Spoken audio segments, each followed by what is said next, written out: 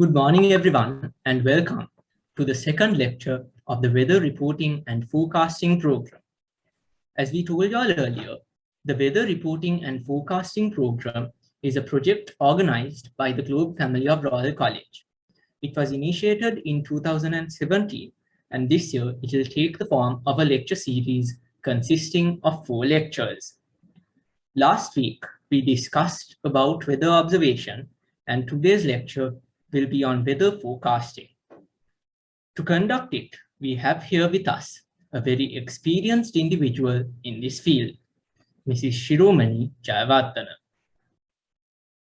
She is the present Director of Forecasting and Decision Support at the Department of Meteorology, Sri Lanka. She is a member of the Association of Disaster Risk Management Professionals, Sri Lanka. She is a member of the Meteorological Association of South Asia. She is a member of the Meteorological Society of America. She is a research assistant at the Department of Meteorology in the University of Hawaii, USA. And she also has a research interest in climate change, tropical cyclones, seasonal forecasting, heavy rainfall events, and the Asian monsoon. Since we are facing a lot of issues due to changes in the climate and the environment, this is a very timely topic as we can be aware and better prepared to face these challenges. We are actually very lucky to learn all about it from someone who practically forecasts the weather for the whole country. Just a reminder before we start to all our participants. If you have any questions, please raise your hand using the raise hand option and we will unmute you, or you can use the chat. Then I would like to invite Mrs. Shiromani Jayawardena to conduct the lecture. Thank you very much, Puta, for nice introduction. And yesterday we talked about, last weekend, weather observations. So now we will discuss about how we do weather forecasting. So this is kind of complicated issue. There are a lot of atmospheric dynamics and physics. So I know there are a lot of students in low A-levels as well as other graded. So please bear with me, because if I talk too much about physics and equations, because without them it's very difficult to discuss about this. So let's start from here. So today we are discussing about weather forecasting methodologies. Like I mentioned earlier, weather is the state of the atmosphere at particular place and at time. So atmosphere is always changing. Very rapidly it can change. So we express weather conditions with different quantitative variables such as temperature, humidity, cloudiness, rainfall, wind speed, wind direction, like that. So weather observations is very important. So there are a lot of weather observation carrying out all over the world at particular time. And in addition to that, we have satellite observations, radar observation, ship observation, aircraft observation, and other things also. So like I mentioned earlier, especially in Sri Lanka, our weather is mainly about rainfall, whether it's raining or not, and wind, actually strong winds and those things. Because temperature, we don't pay that much attention, because throughout the year we get very warm weather conditions. So temperature is not the decisive factor, but the decisive factor is the rainfall. So for the rain, we need to form clouds. For that, there should be two ingredients actually. Moisture has to be at the atmosphere, and then this moisture has to move up and form clouds. So that there should be a mechanism, moisture at surface, because a lot of moisture at the low levels. So it has to move up to certain extent and then form clouds. So this mechanism, whether the air parcel can move up, it's depend on the atmospheric stability. So let's discuss that in next slide. And other thing is, to form a cloud or water droplet, there should be some surface. For that we call cloud condensation nuclei. It's very tiny particle. I discussed this in previous lecture. So this tiny particle is mostly dust particles, sea sprays, and aerosols. Those are act as a cloud condensation nuclei that water droplet can form over this tiny nuclei. So this stability is whether the atmosphere has, if it's unstable, that means if consider one ball. So if it's somewhere here, it can easily fall down from these sides. We call it unstable. If it's stable, it cannot move anywhere. Neutral is it can move, especially, but less like probability is less. So for particles move upward and form clouds, atmosphere has to be unstable. Then only these air parcels can move up and cool down and form this type of clouds. For that, actually, we send this special instrument called radiosonde. So this instrument is very costly because we cannot reuse that instrument because it's very have very electronic items, very sophisticated ones. Once it move up and once the balloon burst, so this will fall down in some place, but you cannot reuse again. For cost is nearly 35,000 rupees to send one balloon. So in Sri Lanka, because we don't have enough money, so we send this balloon only 3 days per week: Monday, Wednesday, and Friday. So this balloon, the instrument provide us information about temperature and humidity, wind speed, and wind direction. So using this, especially temperature and humidity, we can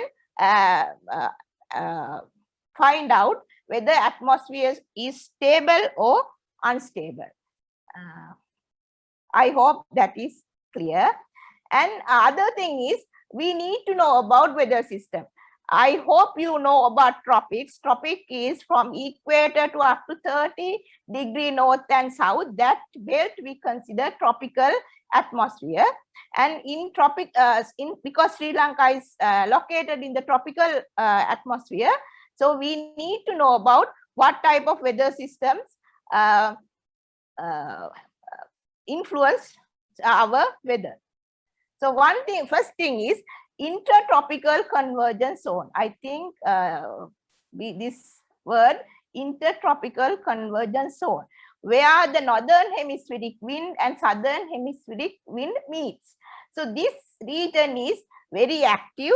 Once these two air flows meet together, it can move upward and it can rise and form clouds. So this is the rain bands.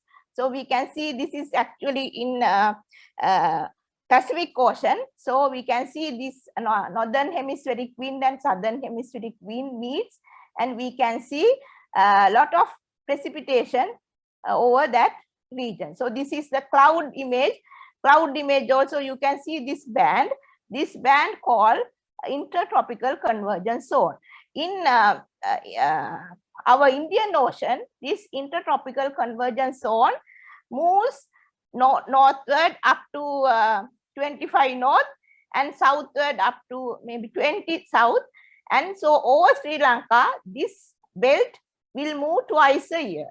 So once this intertropical convergence zone is over Sri Lanka, we'll get more rain and more weather system, low pressure systems, thunderstorms, and more rain. So this is one phenomena that cause our weather. Next is monsoon, because monsoon arises especially over the South Asian countries because of the land sea contrast in northern hemisphere and southern hemisphere. This is the Asia. So we can see over northern hemisphere we have a lot of land, and southern hemisphere we don't have much land. So this land sea contrast cause semi-permanent low pressure systems over this Pakistan region and high pressure system over Madagascar region, and from high pressure to low pressure wind moves. So this wind brings a lot of moisture, and so this year, so you can remember even today we have some rainy conditions. So this is because of this monsoon, because monsoon, we have two types of monsoons: southwest monsoon from May to September and northeast monsoon from December to February. So monsoon also, so this is that during northern hemispheric summer, maybe like at August, so this intertropical convergence zone moves to the northern part of the India, and this during northeast monsoon season, December, February, so this intertropical convergence zone move south. So over Sri Lanka, this belt moves twice. So during that time, we get more rain and more sometimes we get very extreme rainfalls also. So this is the monsoon system. So you can see this monsoon winds coming over here. So this is 2017, July 18. We had a lot of rain. So you can see this is our automated rain gauges. So some areas received more than 150 millimeter rain also. Another thing is a tropical cyclone. So tropical cyclone is another weather system which caused a lot of damages. Recently, last December 2nd, cyclone Buravi crossed Sri Lanka, but fortunately it crossed northern part of the country. So southern part, especially over Colombo, people were safe, but northern part, there were a lot of damages. So to develop this type of tropical cyclone, some condition has to meet because this system develops over the sea area. Ocean temperatures has to be about 27 degrees Celsius. This is not ocean surface. Up to 60 meter depth, this ocean waters has to be warmer than 27 degrees Celsius. And then the moisture has to be there up to 5 kilometer level. And then other thing is only tropical cyclones develop at least 500 kilometers away from the equator. So that's why Sri Lanka, it's not very frequent that tropical cyclones crossing over Sri Lanka, especially over now 120 years, we have 18 tropical cyclones cross Sri Lanka. 2021, that is tropical cyclonic storm, and before that, severe cyclonic storm crossed Sri Lanka in year 2000.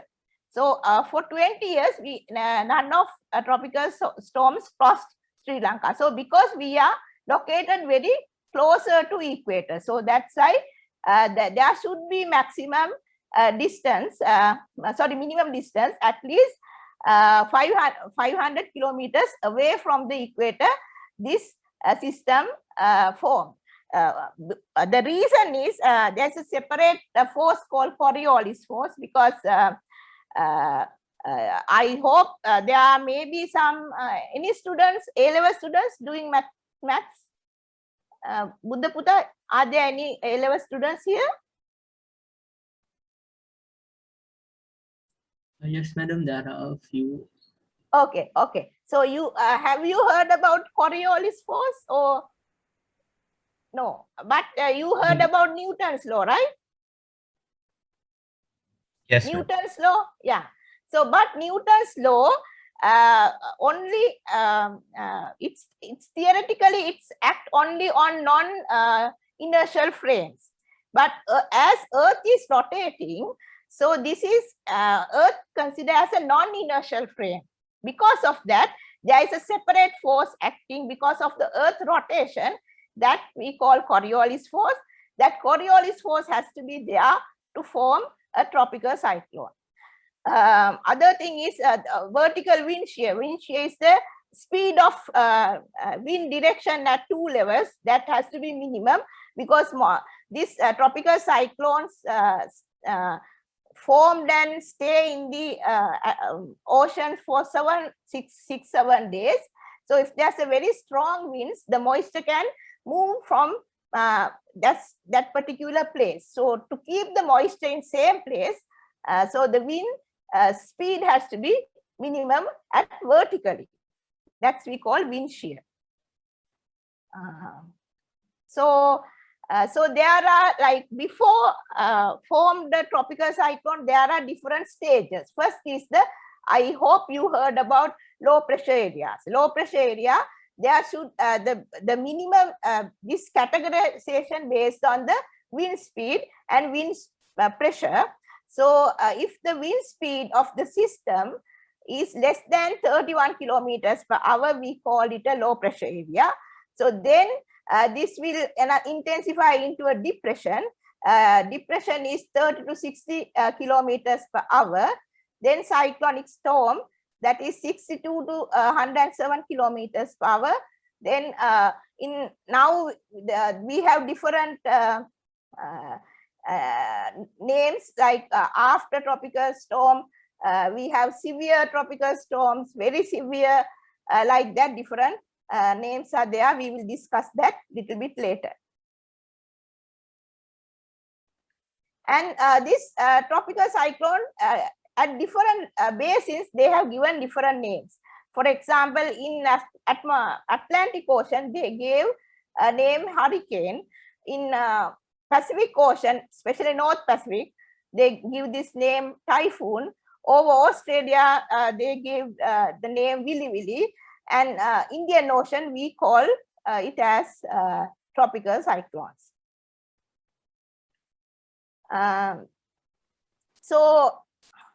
Before that, I think this one. So this is the tropical cyclone formation location. So this is the Pacific Ocean, West Pacific Ocean, lot of tropical cyclone, the typhoons formed, and Atlantic Ocean, this is Indian Ocean. Bay of Bengal is the most probable region for the formation of tropical cyclone, but right now Arabian Sea also we can see formation of tropical cyclone at southern Indian Ocean, and also over the Australian region. This is South West Pacific region. And so these are the tracks. Usually it goes northwesterly, sometimes it recurve also. And this is the winds, how it it's circulate like counter. This is counterclockwise. Clockwise direction is this direction. It counterclockwise direction, and wind speed is very high near the center. Once with the distance outer region of the tropical cyclone, wind speed is less. The highest, strongest wind we can found at the center of the cyclone. And we have rain bands here. This is structure. So we call this I, and we have rain bands. These rain bands can go up to several thousand kilometers. For example, sometimes when we have tropical cyclone in the North Bay of Bengal, these feeder bands can come across Sri Lanka and bring lot of rain. If you remember, in 2003, there was a cyclone developed in the Bay of Bengal. It was far away from Sri Lanka, 1,000 kilometers away, but the rain band brings 750 millimeter rainfall over Rakwana, Ratnapura region, and caused lot of floods, and 500 people died because of the floods and landslides in 2003, May around 1670. And these are the vertical structure, though it can develop up to 15 kilometers with height, and over this horizontal structure is maybe 5 to 1,000 kilometers. So these rain bands bring lot of rain. So these are the these rain bands. So the track, we can see different that I think one student asked about the accuracy. So accuracy is depending on many factors. So we will discuss in future. So this is the tropical cyclone path, because whether it crossed over particular landmass is depending on the track.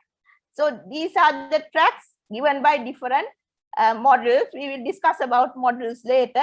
So there is always uncertainty. One model predict like this, some other model predict it goes like this.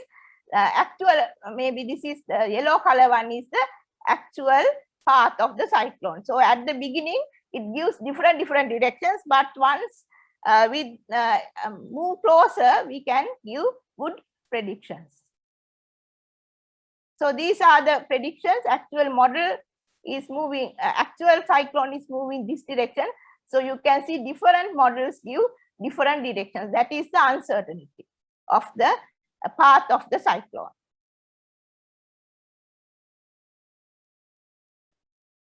So in here we give that this is the cone of uncertainty. So this is the cyclone most probable path, but it can move this way and this way. So we can see if the cyclone is here, this is right now.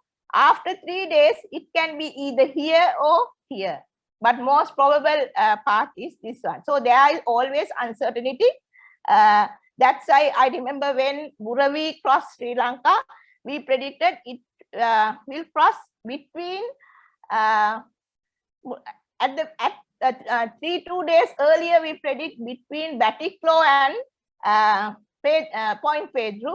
And once 24 hours before, we predict between Trincomalee and Mullaitivu. So like that. So once it reach to the closer to the coast, we can predict more accurately, but still there is uncertainty. At least 50 kilometers to the north and south of the point of landfall.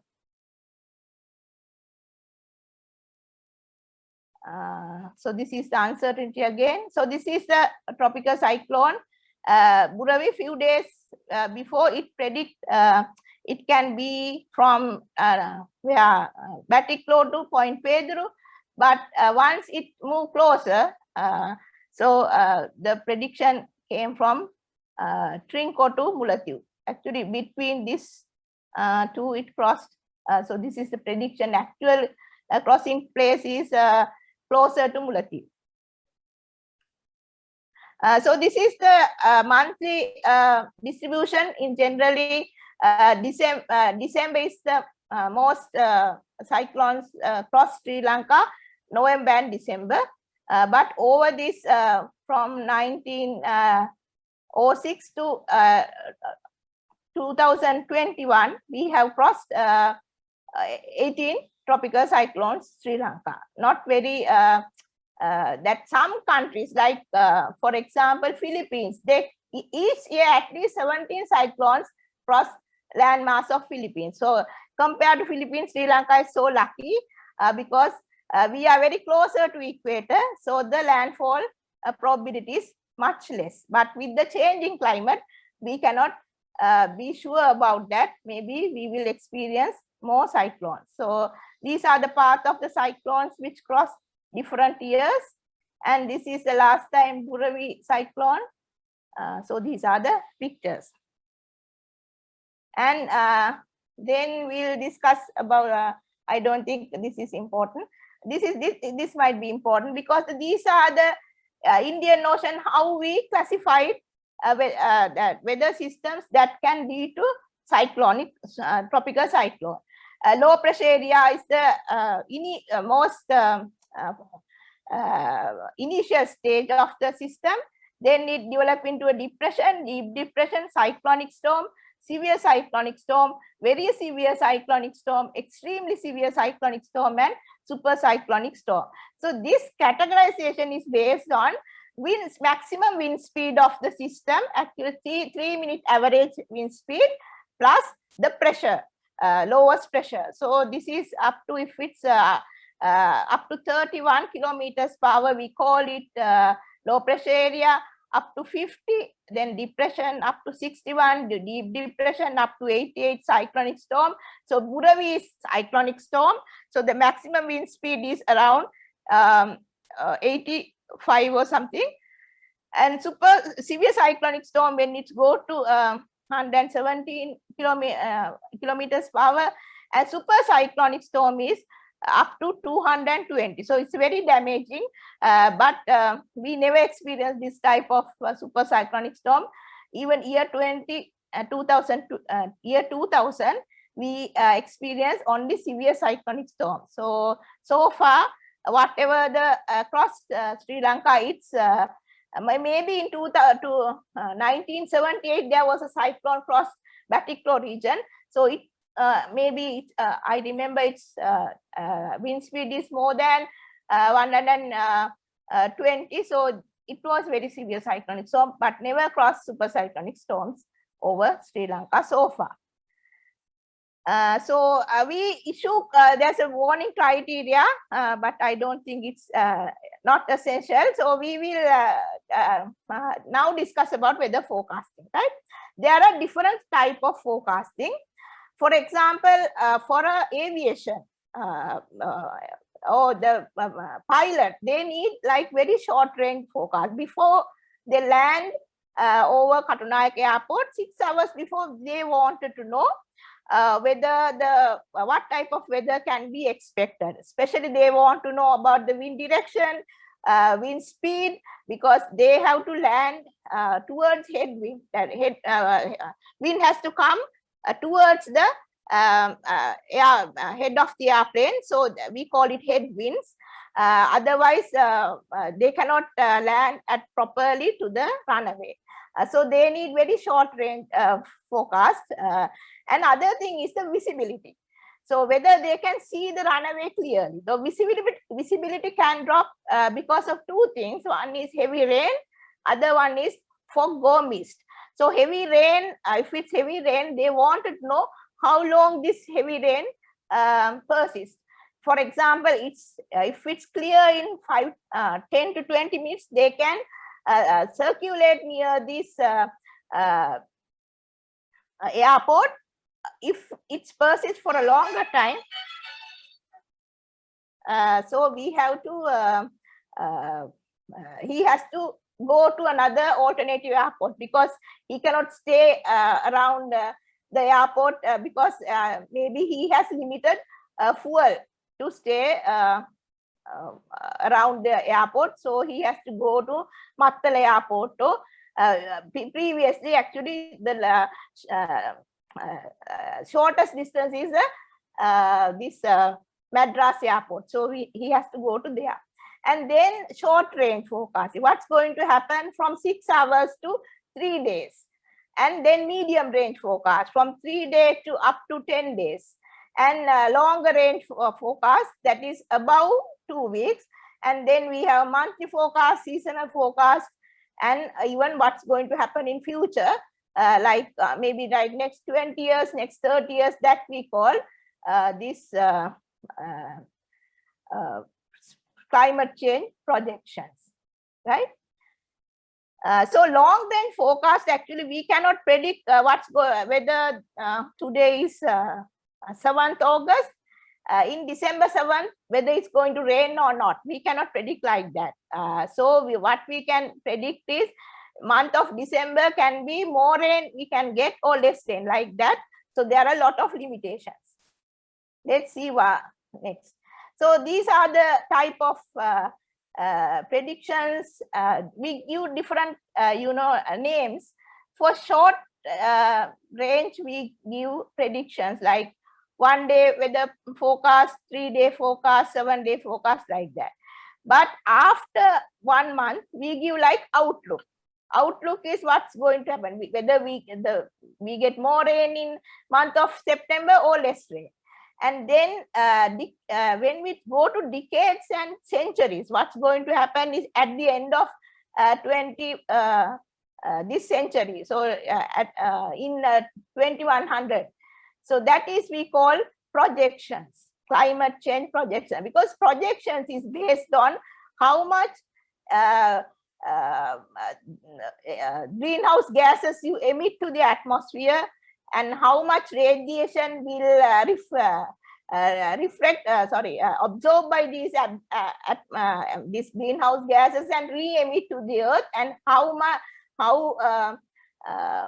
from how many degrees our atmosphere is going to be warmed. So this type of things we cannot predict from right now. We have to assume whether we will stop burning fossil fuels and we will go for the green energy like wind energy, solar energy, hydropower energy. So this type of green energy, so we can expect low emissions at the end of maybe 50 years of time. So that type of assumptions we have to do, and how much that acres of forest we will clear to do the development. So that kind of land use pattern changes also has to be considered. We have to consider the technological advancements and economic advance, political decisions. So these kind of many things has to play when we talk about the future climates. So these are the methods of weather forecasting. I think one student asked that question: what are the tools and methods we have used? One called we synoptic approach. Synoptic approach is, I'll discuss that in detail, because we get the observations and then we analyze the observation and then we predict the observation based on our knowledge. Then this persistent forecast, we consider the current status and predict the future. If it's raining today and tomorrow also it's likely to rain like that. Then we'll do the trend forecast. For example, if we see, especially this trend forecast is very important for climate change, because if we see from 1900 to 2020 increase in trend of temperature, so we assume this trend will continue, and we can expect like 2 degrees more warm. The atmosphere will be 2 degrees warmer than at present in 2030 or like that. So these trend forecast also important, but here we assume that that trend will continue. And there are analog methods like, for example, if we analyze very extreme rainfall event in maybe like July 18th, and then similar type of things we can see from the analysis, then we can predict based on this historical observation. So that we call analog method. And second one is the computer model. So we develop the atmosphere virtually in a computer using some equations. Equations are based on conservation of mass, conservation of momentum, and conservation of energy. Then there are such statistical forecast also. Then probabilistic forecast and climatological forecast. So this we'll discuss separately. So for the steps, these are 3 steps producing forecast. First, we have to get a knowledge about what is the present condition of the atmosphere. For that, we need observations. That's why we do observation at every 3 hourly at our weather stations, and all over the globe weather stations, they do these measurements at same time. And then we collect these observations, and then we have to analyze them. We need to know where the low pressure systems are, where the high pressure systems are, and we need to analyze. And second one, Then using these two, we have to predict, right? So these are the two steps. So first is the current observation. So that is Sri Lanka is one way it's unlucky because our Sri Lanka is island surrounded by Indian Ocean. To the east of Sri Lanka as well as to the south of Sri Lanka and west of Sri Lanka, there's not much observations. We have very limited weather buoys and weather ships also. So it's kindly it's kind of like a very data sparse region. Only to the northwest we have India. So India landmass they have data. So we have to rely on alternative satellite observations most of the time. So this is one that is one way Sri Lanka is unfortunate because of our location. We don't have much data over the ocean. Second one is we have to these observations we somehow systematically we have to reach every day and every hour. So there should be a network. So that network we call global telecommunication system, GTS. So all I discussed that in previous lecture also. So we have 24 stations right now. Mullaitivu also we have. So this observation taken by all these observation centers, they send the information in a coded format to the our head office, and we send it to our regional center located in New Delhi. They send it to all over the other regions, Washington, Tokyo, Beijing, and there are several centers.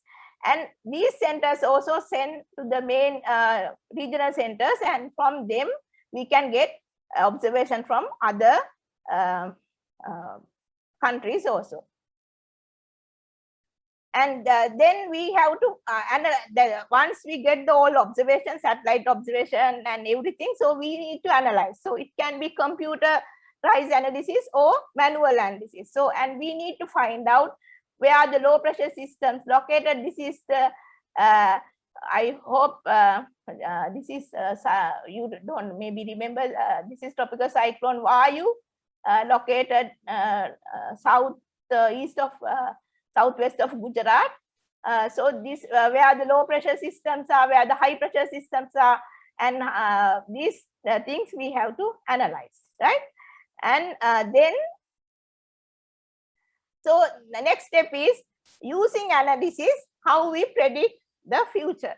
So there are two ways we can do. One is a subjective forecast and other one is the objective forecast. So how subjective forecast is we analyze this type of weather systems, and based on our knowledge and our experience, we predict future predictions. But this subjective forecast is based on it can be different from person to person, because I can say, okay, today there can be rain based on my experience, my knowledge, and what is the conditions we have right now. But another person can say maybe raining is less likely. So this type of the subjective forecast can be changed due to the person to person, right? Because of with the invention of these computers, now we do this without doing manually. We use computers to predict future. So this computer solve the equation of motion, equation of mass, equation of energy, and there are several other equations. So let's see what is objective forecast. So objective forecast is we use computer models, but for that these are the computers. We call it supercomputers. We cannot use simple computers for this numerical weather, because this is very there are a lot of time steps and lot of data involving in this, right? So this here we develop a virtual atmosphere using compute equations. So let's see what type of equations we have. So these are the, because for this computational, we need to develop grids. Grid is a small size of a box. In that box, we can give values for the temperature, pressure, humidity, wind direction, like that. And these models will run these models with different time steps and finally give us a product. So that we call objective approach or numerical weather predictions. Here to predict the future state of the atmospheric circulation. So they use these dynamical equations. We need to have very supercomputer. Even Sri Lanka, we don't have supercomputers. Only countries, very rich countries, they have, because the cost is very high and maintenance also very high. The cost for the maintenance of this is very high. And these complex equations, and we have to run develop this equation 3-dimensionally. That is for the XY direction, X direction, Y direction, and Z direction, vertically and horizontally. Horizontally, of course, we have X direction, Y direction, and Z direction. And then we can use these products as a guidance, because models also, there are a lot of errors, because the computational errors are there. So we will discuss that later. Next slide. So this is, so for example, if I want to forecast temperature, right? So we need to know what's the temperature right now, and then what are the forces act to change the temperature. For example, so temperature, for temperature, we need to know about radiation, because you know that the radiation is the main factor that dominate the heat. And then a wind can, if there's a cool wind, so that wind can bring cool air to one place and temperature can be different. So these all forces act on temperature, and then we need to integrate this into time steps to get a forecast. So for this initial is the right now what's observations. Observation provide the what is the temperature at right now, and then we need to know the what are the forces act to change that temperature, and then we will run this computer model to predict temperature, right? So before that, I think this is the model dynamics. So there are a lot of equations. These are like partial derivative equations. So this is for the change of wind. We call zonal wind, east-west direction wind. And then this is north-south direction wind, and this is the vertical pressure. And then the equation of mass, this is the moisture conservation equation, and thermodynamic equation, and equation of state. So these are the 7 equations we use to represent the atmosphere. So these are the fundamental of physics: conservation of mass, conservation of momentum, and conservation of energy.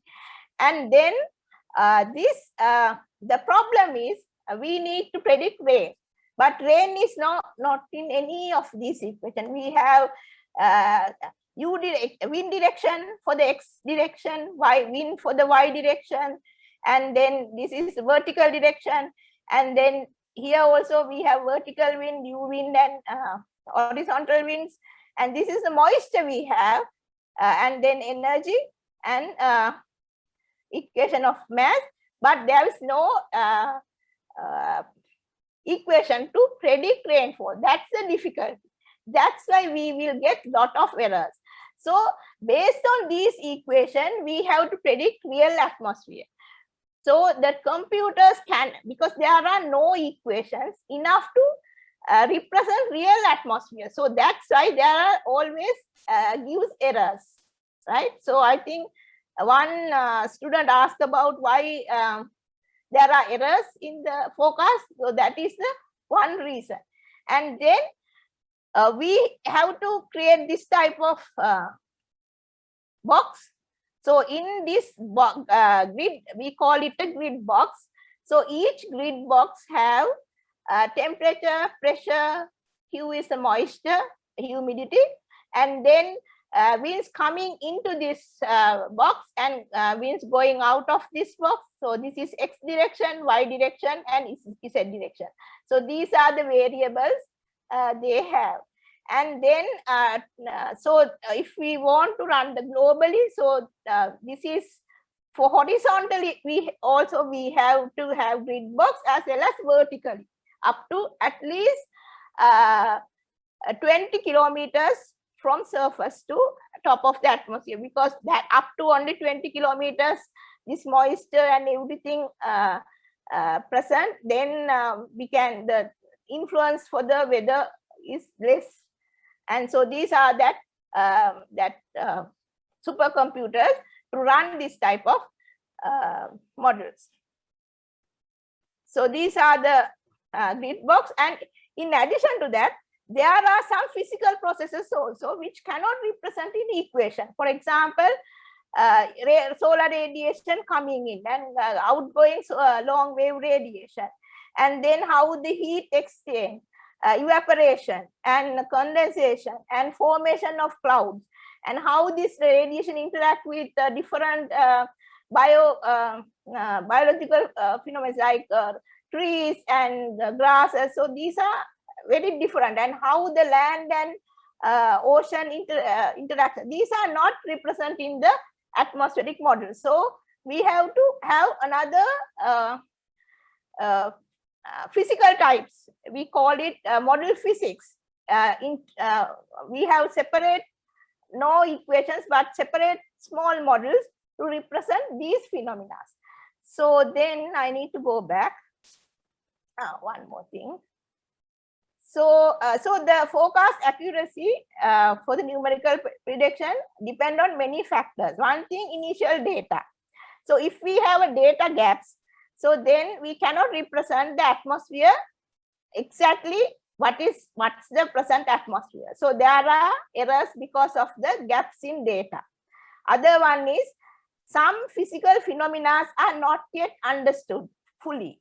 So that's why if you come to in this meteorology field, there are a lot of research you can do, and it's very important because you know that right now we experience a lot of weather hazards, and for the sake of human, so doing research in this field is also very important. So if you are interested, but the problem is there's no university in Sri Lanka teaching meteorology, so you have to go out of the country, but in future maybe you can start teaching meteorology in Sri Lanka also, but not right now.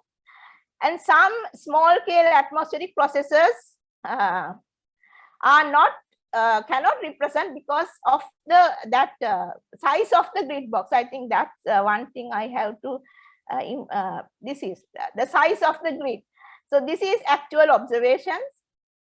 So these colors give different values, but if you have 4-kilometer grids, so it represents very well that whatever the observations here, this is. But if we have 12 kilometers, so some you can see the difference between the colors. So this color gives some sort of value. So value is getting reduced when the grid size is larger. So 36 kilometers, so the picture is totally different. So but the problem is, if you want to smaller grid size, you need to have very powerful computers.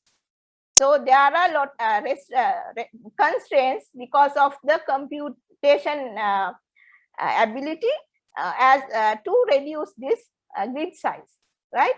So so that is another error because of the that grid size. Other thing is some processes are not cannot represent in equations, so and not fully understood about the generating process and other things. So there are a lot of scope to do research and to improve the weather forecasting. And so totally, I think this I have to come. So this is the numerical weather prediction model. There are dynamics, so we call discuss about the dynamics using conservation of mass, momentum, and energy. There are physics, and then we have to have observations. So this is the observations we get, and then observation has to come here. But once this model run for 6 hours, then atmosphere can change. We will get another observation.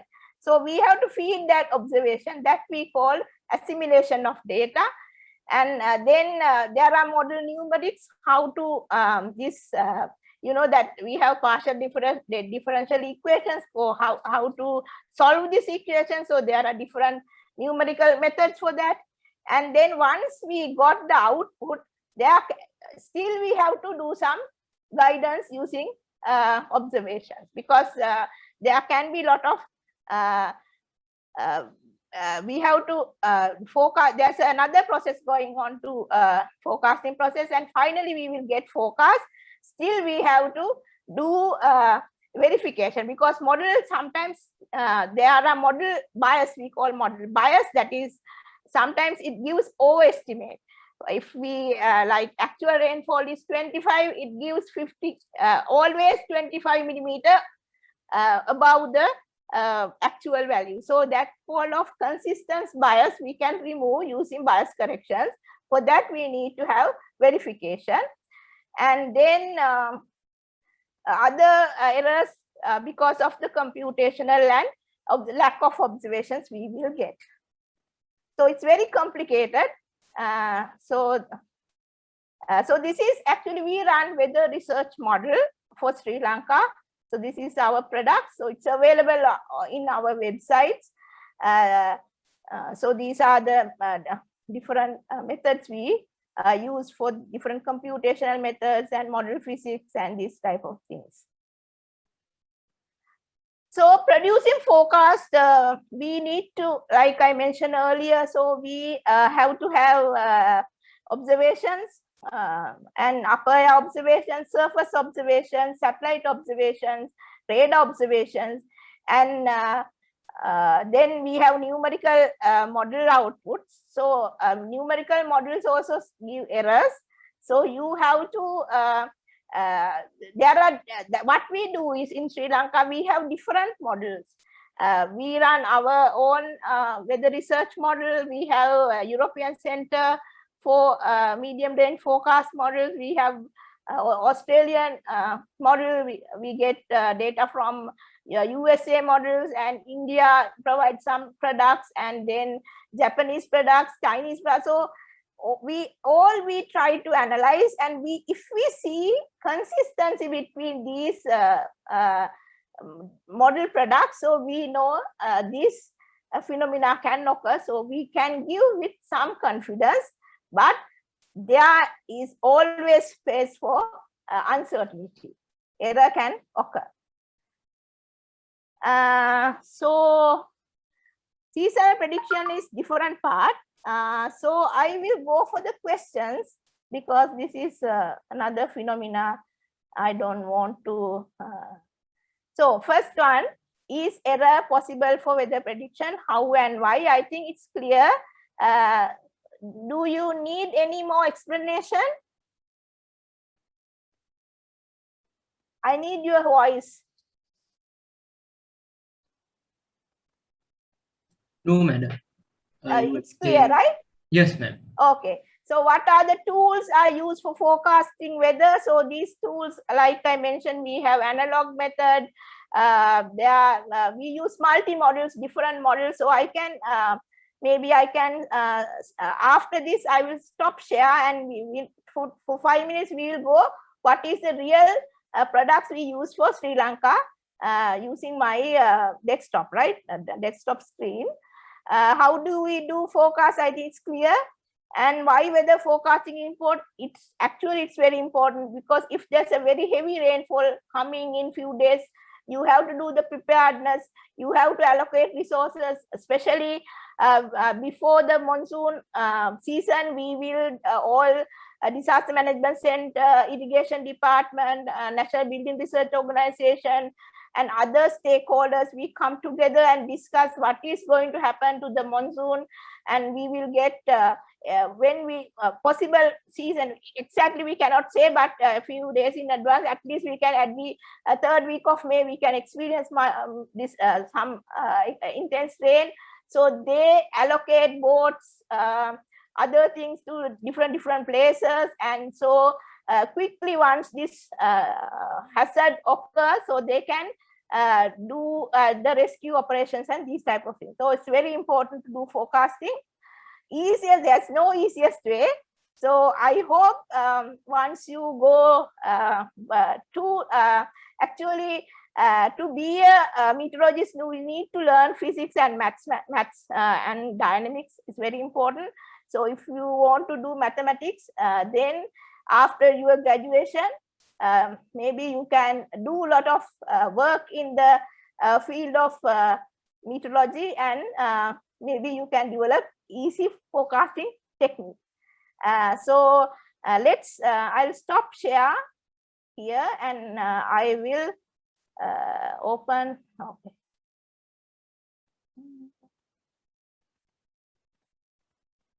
So I have to share my desktop. Okay. Let's see. Excuse me, madam. When you say about models, Yes. what exactly do you mean? Models is we represent atmosphere in computers using computer codes. Using that using that equations, you know, equation of mass, momentum, and energy. So that is the any other questions? So it is a virtual representation of atmosphere using computer codes. Okay, madam. Okay. Now I understand. Yeah, usually we use, have you heard about Fortran? Fortran language. There are, you know, like Java, and there are a lot of computer languages, but most of these mathematical things are handled by Fortran and MATLAB and those types, especially Fortran. I think Fortran is the easiest way. So let's see about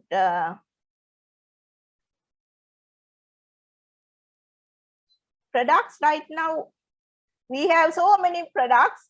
So for example, for today, this is the today's forecast. So we can see southwest quarter, this color is representing rainfall about 25 millimeter to 35, and this color is above, let me a little bit. So the next color is about 30 millimeter rain. So we expect rain today, and so this is today actually. So 24-hour rainfall, and then this is for Sunday also we expect rain, and Monday like that. So this is the forecast, and this is gust wind. So you can see this, what type of the direction of the wind.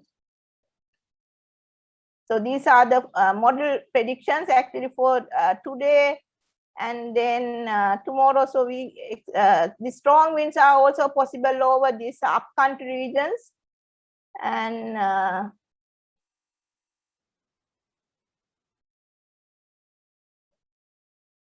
so this we call ECMWF, European Center for Medium Range Forecasting, and there are other global forecasting system forecast provided by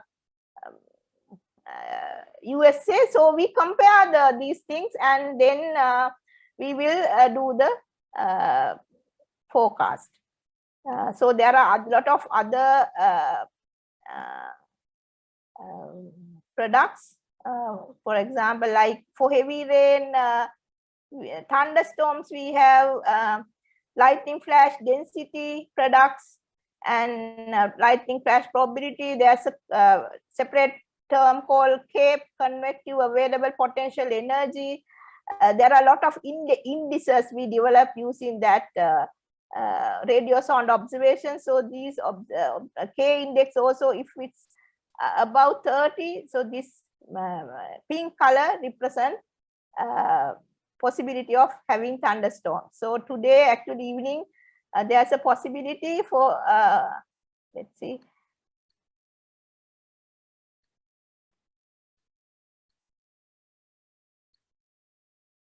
So today afternoon, there's a possibility of formation of thunderstorms over these coastal regions, over northeast coastal regions. So these are the products. Actually, there are so many products, so I don't have much time.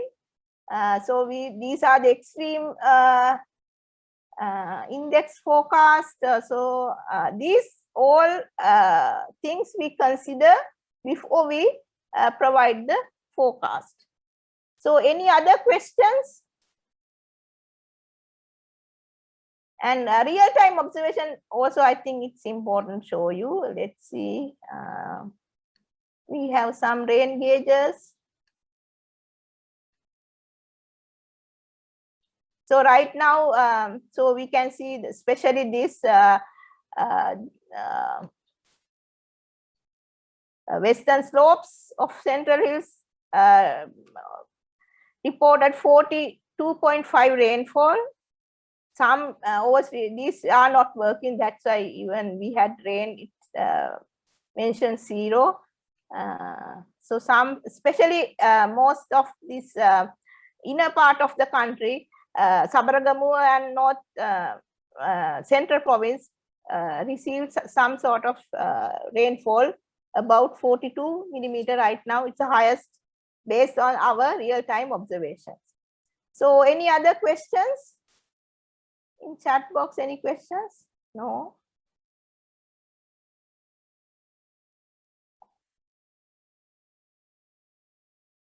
Okay. Yes, ma'am. So today we will stop from here. I will do the climate change part, climate variability and climate change part in next lecture. So we will do the same time on next one is on 13th. Yes, 14th. 14th. Okay, 14th. Okay, same time 10 o'clock. Okay, madam. Then thank you very much, madam, for your detailed presentation and for answering all our questions as well. And in addition to that, for showing us a few products that you practically use to forecast the weather. And with that, the second lecture of the weather reporting and forecasting program comes to an end. We will be uploading the lecture to the official YouTube channel of the Globe Family of Royal College, so everyone can access it. The third lecture will be happening next week on Saturday, the 14th of August, and it will be about climate change and future climate. So we invite all of you to join us next week as well. And if you have any questions, please feel free to ask them through the Google form.